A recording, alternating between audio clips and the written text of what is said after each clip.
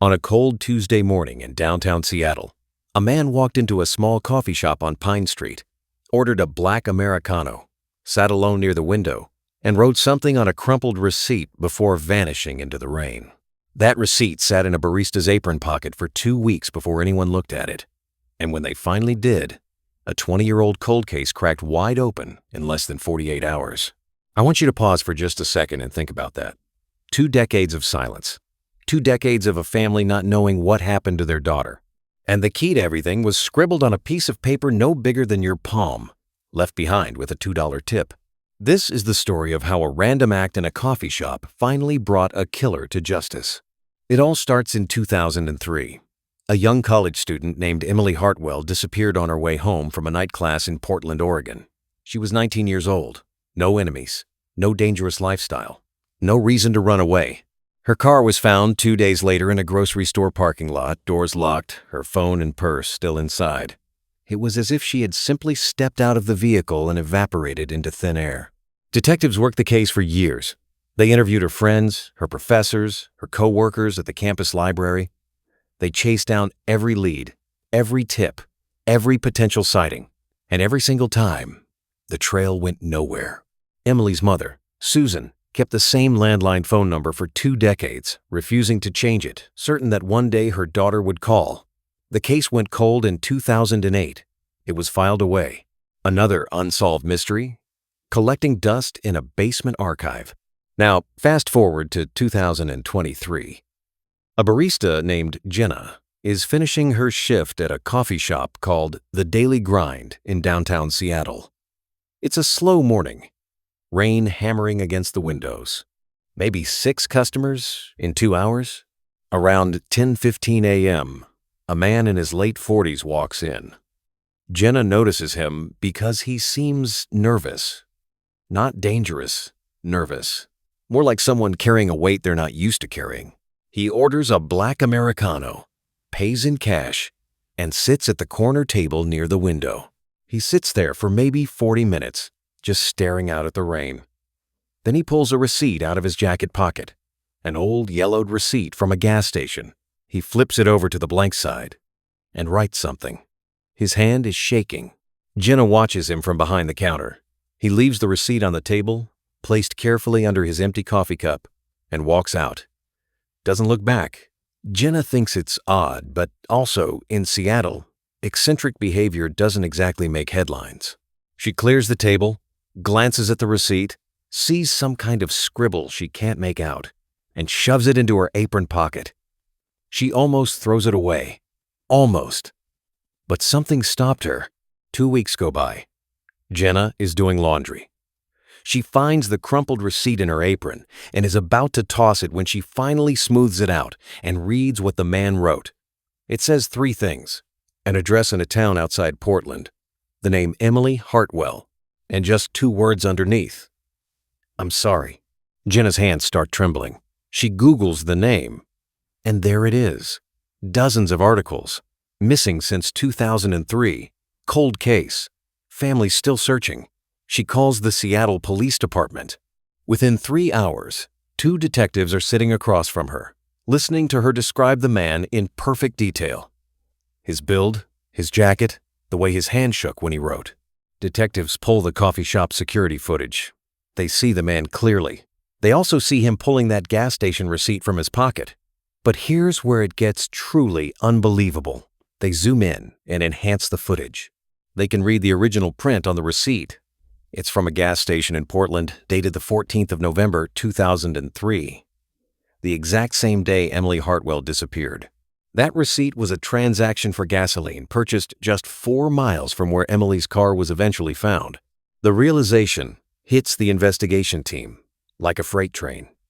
This man did not just know about Emily Hartwell. He was there. He was there the night she vanished. And for 20 years, he carried that receipt in his pocket. Why would someone do that? Was it guilt? Was it fear? Was it some twisted form of a trophy?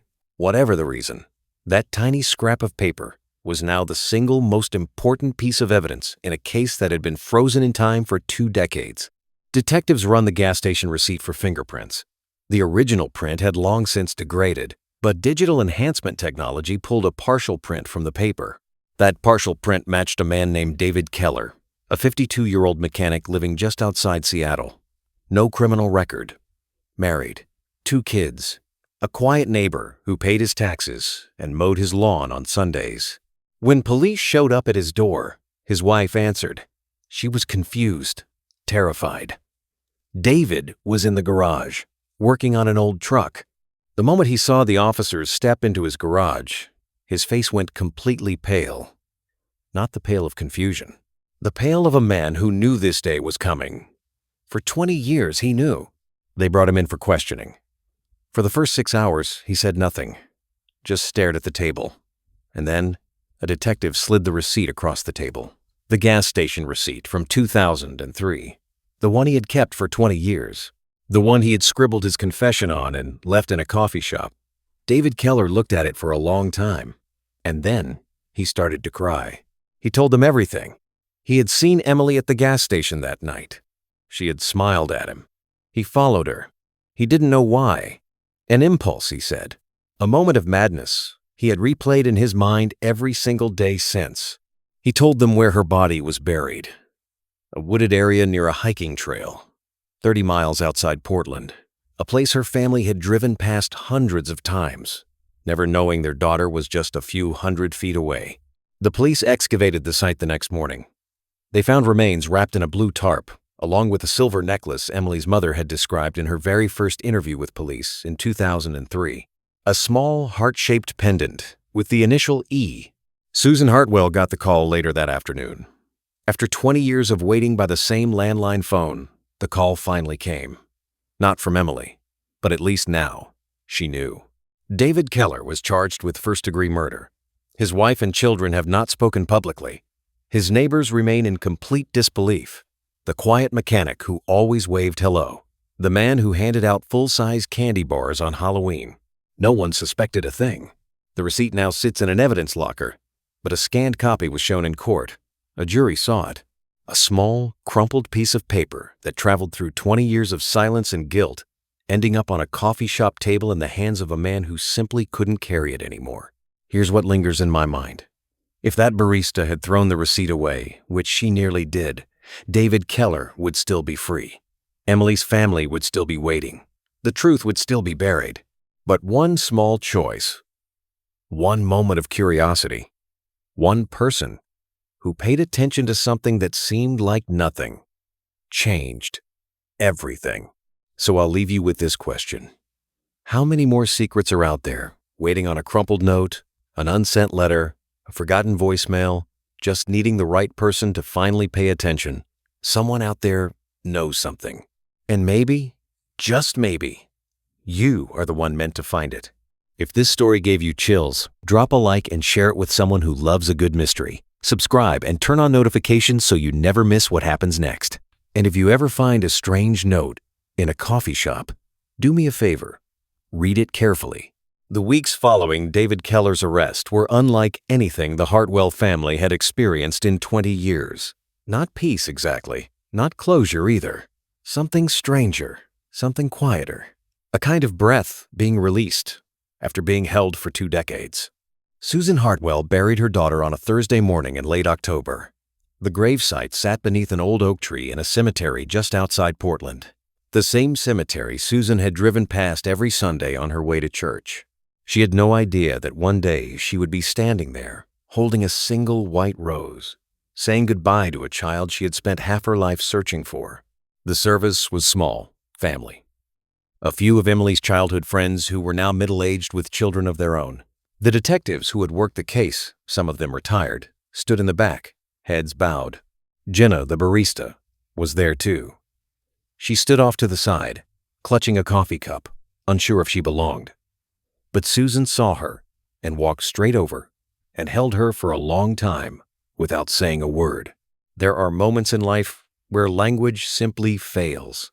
That was one of them. But the story does not end at the grave, because David Keller's confession opened more doors than anyone expected. Once he started talking, he couldn't stop. It was as if the dam had cracked and everything he had locked inside for 20 years came flooding out in a torrent of guilt and memory. Here is the twist that investigators are still trying to fully understand. David Keller claimed he was not alone that night. He told them a second person was in the car, a friend from his old neighborhood, a man named Raymond Holt. Police had interviewed Raymond Holt once in 2003, briefly, because he lived a few blocks from the gas station. He had an alibi. His girlfriend at the time swore he was home all night. The alibi held. Raymond was crossed off the list and never looked at again. Detectives reopened that file. They found the girlfriend, now living in Arizona, married with 3 kids. And when they sat her down and asked her again, under the weight of a murder investigation that had just been cracked wide open, she broke down and admitted she had lied. Raymond had threatened her. She was 19, terrified, and she believed him when he said he would hurt her family if she told the truth. Raymond Holt was arrested 3 days later at his job at a warehouse in Boise, Idaho. He denied everything at first. Then he blamed David. Then he stopped talking altogether and demanded a lawyer. But the evidence was mounting. Phone records from 2003, pulled from archived carrier data that had never been fully analyzed, placed both men's phones in the exact same area that night. Cell towers don't lie, even 20 years later. And there was something else, something darker. During the excavation of Emily's remains, forensic teams found traces of DNA under her fingernails. At the time of her disappearance, DNA testing wasn't advanced enough to isolate a clear profile from such a small sample.